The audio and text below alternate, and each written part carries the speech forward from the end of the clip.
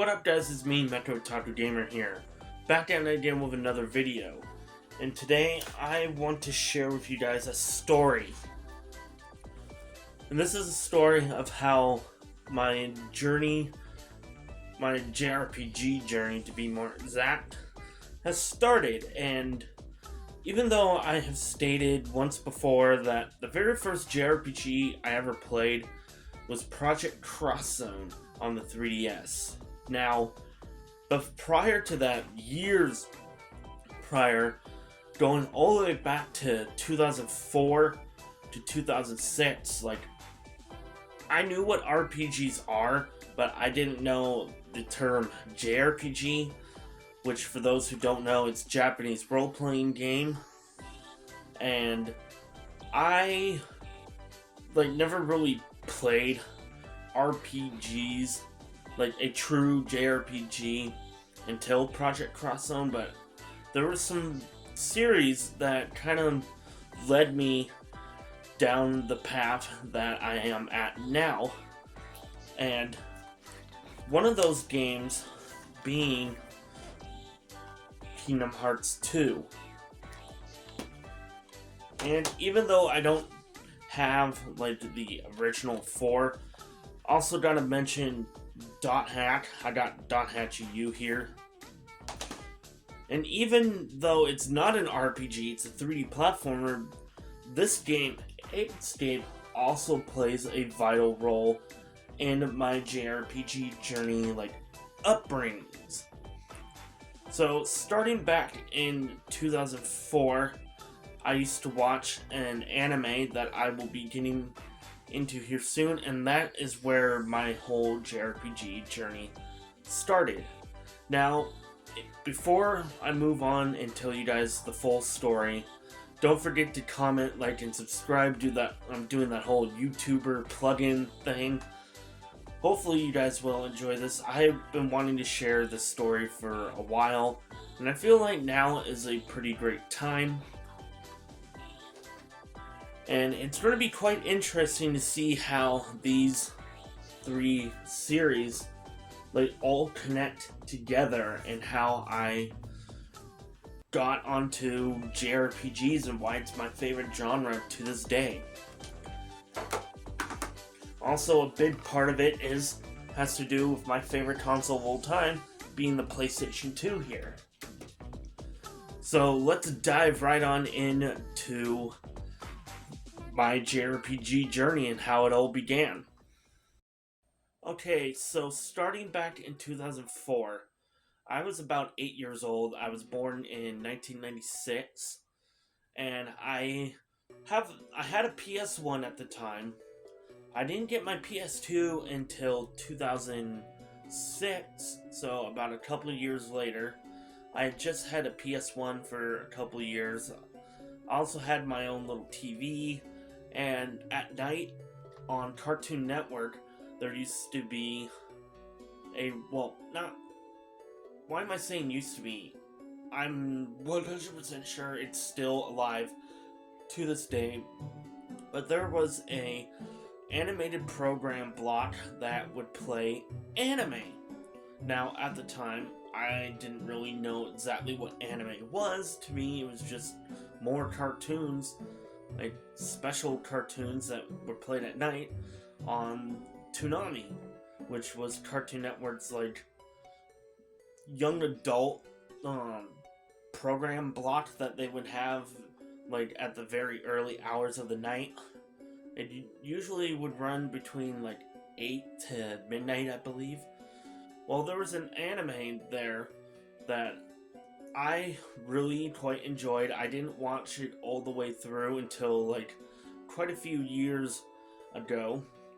So that anime being the 2004 adaptation of a spin-off manga for Dot Hack called Dot Hack Legend of the Twilight, which stars two twins, Rina and Shugo, as they are transported into the video game called The World, and they have won a special prize where their character avatars are based off of Kite and Black Rose, the heroes of the original 4 Dot Hack games.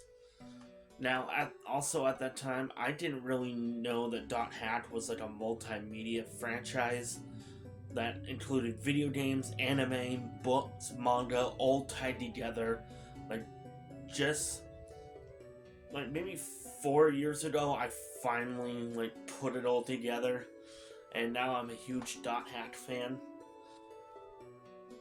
But Dot Hack, all that anime also led me into really enjoying other anime years later in high school when I was a teenager.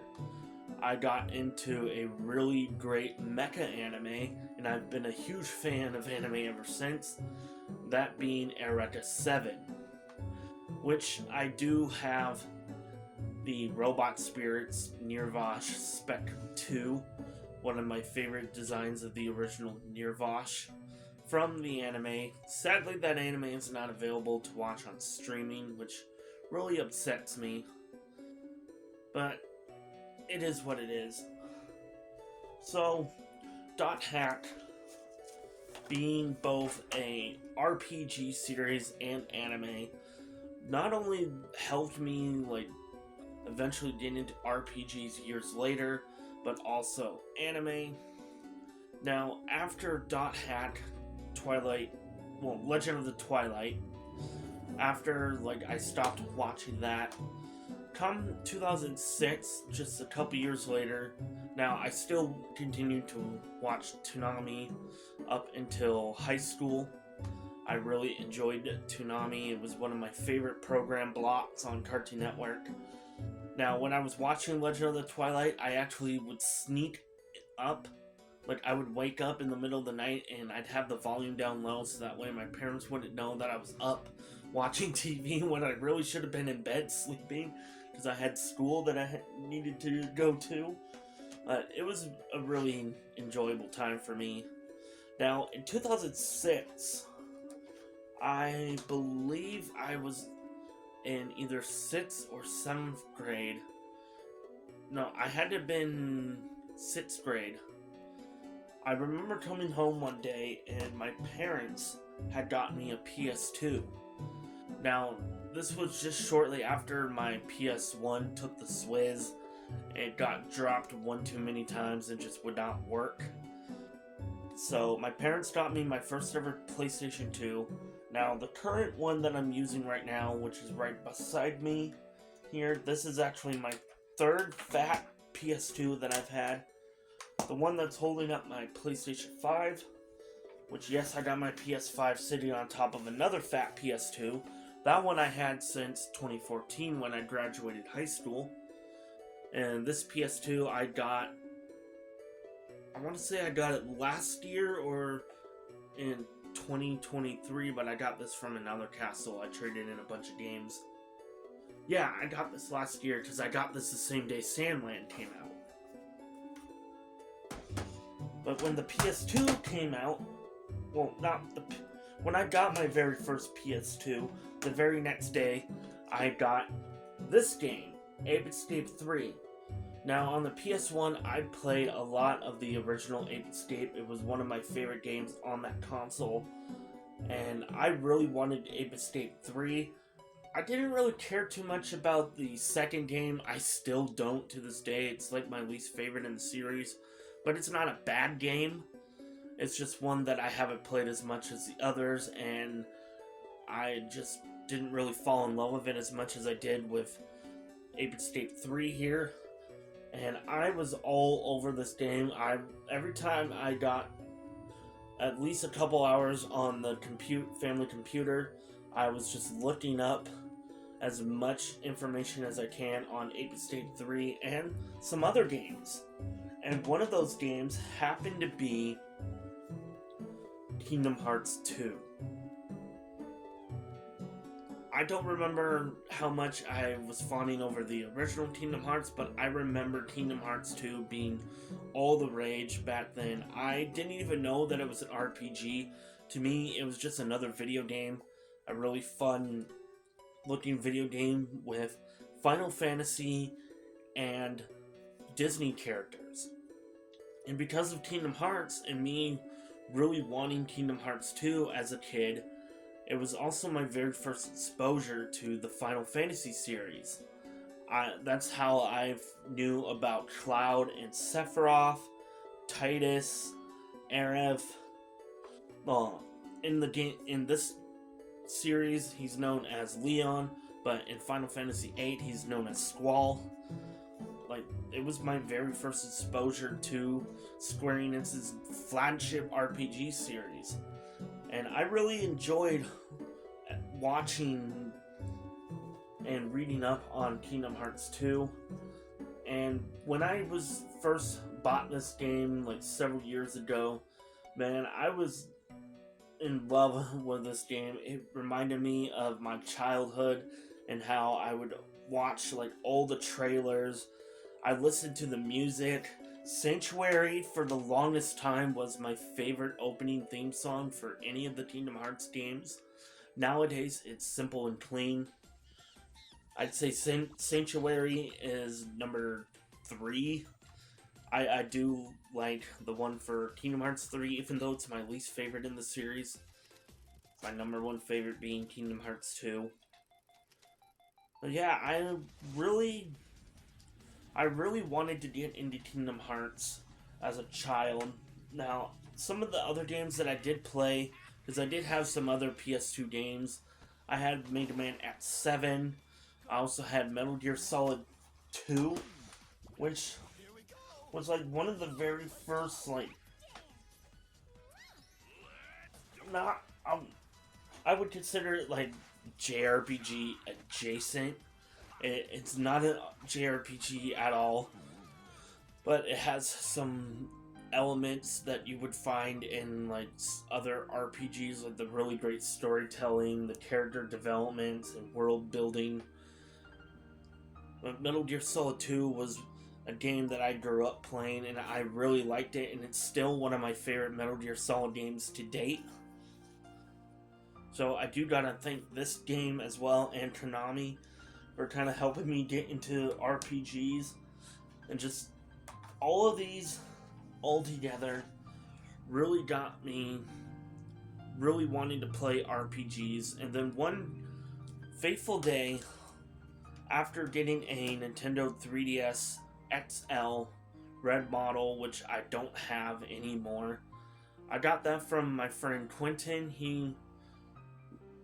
I was so grateful for him giving me that. He also was the one that gave me my PlayStation Vita, as well as my original PlayStation 4 that I had, which I traded that in after I got my PS5. I had a PS4 Slim. Really loved that console. Dude has been a really great friend to me over the years, and hopefully one of these days he'll appear in one of my game hunting videos. I'd love to go game hunting with him to show you guys on YouTube. So, where was I?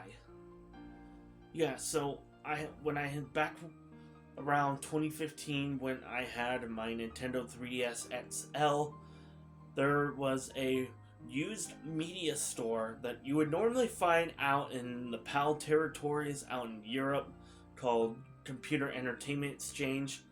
There just happened to be one at my local mall, and I walked in and I saw I think it was at CEX where I found Project Cross Zone, or it could have been at GameStop. All I know is that same year I did pick up Project Cross Zone from either CEX or GameStop, one of the two. I do know for a fact that CEX is where I found Star Ocean Till the End of Time, which I have a copy of that right here. And then I also found Xenosaga Episode 1. Now back then, Xenosaga Episode 1 was like under $10. And now it's like a $25 to $30 game. And even back then, Xenosaga Episode 2 was like $20, and Episode 3 was like somewhere around 60 to 80. Really wish that those games were still that same price, but it is what it is. So, I ended up getting Project Cross Zone on the 3DS, and shortly after I found Star Ocean Till the End of Time. And those ended up being the first two JRPGs that I've ever played. I really loved both of them. Star Ocean Till the End of Time is one of my favorite games on the PlayStation 2. I really love it a lot, even though it took me 4 freaking years to beat this game. I played it like off and on for a couple years, got really deep into it. Took me over 100 hours by the time I actually finished it. And there was like one year where I just wasn't really gaming at all. I took like a year off from gaming, and then I was stuck on the final boss for another year. Turns out all I needed to do was just level grind. I was just shy of where I really needed to be at in order to stand a chance against the final boss of Star Ocean 3. And ever since 2004, 2006, getting into Dot Hack Legend of the Twilight, as well as watching and loving Kingdom Hearts 2 despite not playing it, has led me into really enjoying both anime and JRPGs as a whole.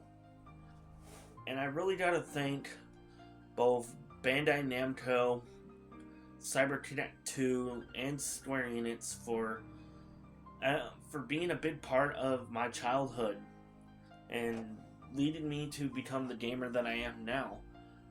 And I really hope that maybe someday, when I have a family of my own, that I can show one of my kids JRPGs and get them to love the same types of games that I do right now. So that's pretty much it for the story of how I got onto this journey of playing RPGs, how I fell in love with my favorite genre, and also how I ended up becoming a huge fan of anime as well. So with that, I really do hope you guys enjoyed me just sitting here talking to you guys, sharing a personal story of mine. I have plenty more other stories to talk about. Like, I really want to talk about like all of the different arcade games that I grew up playing on a MAME arcade emulator. Those hold some very great moments to me, and who knows, that could be my next story time video. So with that, I'm Mecha Otaku Gamer. I will see you guys in the next video. Peace.